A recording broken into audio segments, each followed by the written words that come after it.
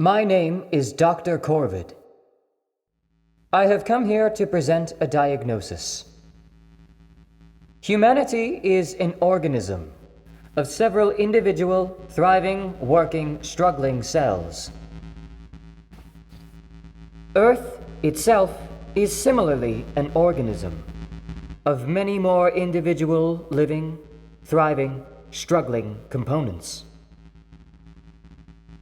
It reacts to the sun and the wind, the energy and the void. Humanity reacts to Earth's reactions, and humanity is well aware that Earth is reacting to its actions here. But for some reason, humanity is not reacting to the forces of Earth on us, nor the forces of the sun or the wind, nor the energy, nor the void. Why is this? In the early days of rising apes, individuals stuck together to survive. They taught each other skills, developed tools, shelter, fire, and they shared these things. Sharing them in a way that no other similar organism on this planet does. It honored and carried on practices of ancestors. It learned beyond its own years. It carried a memory. That memory, that surviving knowledge beyond the death of any one ape, is what became the grand organism of humanity. It was a common soul within every conversation, between every component of this organism. And it once acted like an organism, responding to its environment, struggling to thrive, cautiously fighting the natural forces of the outside and disease within.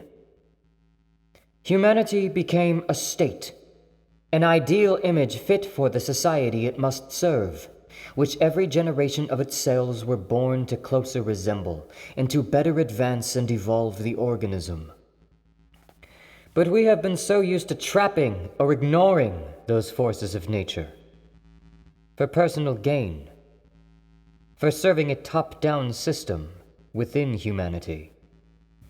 This organism has evolved to forget its flaws and ignore its dangers, rather than challenge them. It is no longer capable of reacting to threats to its homeostasis. It is no longer interested in maintaining homeostasis among its components. It is no longer able to coordinate or communicate between its own cells. It is no longer able to identify the toxicity in the realm of ideas in which it exists, and instead attacks its own cells for superficial differences. It is no longer able to learn its own lessons and cease the same mistakes and chaotic dysfunction.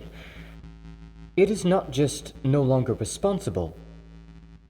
It is no longer responsive. Humans, the individual cells of humanity, are alive and aware, some clinging to a god, or a dream, or an obligation.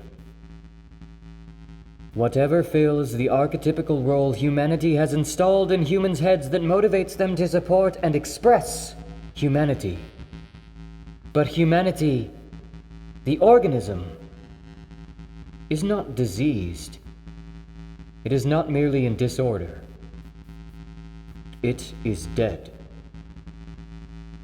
I came here to pronounce it such. And humans, left as humus, the fertile soil from which you were named, should do well with this information and decide what new organism, what new society the apes want to grow, what new story you want to tell. But the seed, the first word of that story, must be the memory. Never forget how you got here, and never forget how humanity died.